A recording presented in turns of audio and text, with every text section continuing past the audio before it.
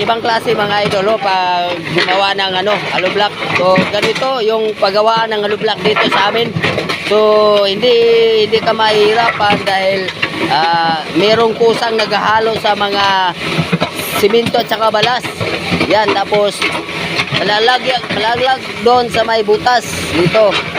Yan. Ayan dito malaglag yung mga tapos dito nagawin na dito sa may ulpahan na ganyan. Yan.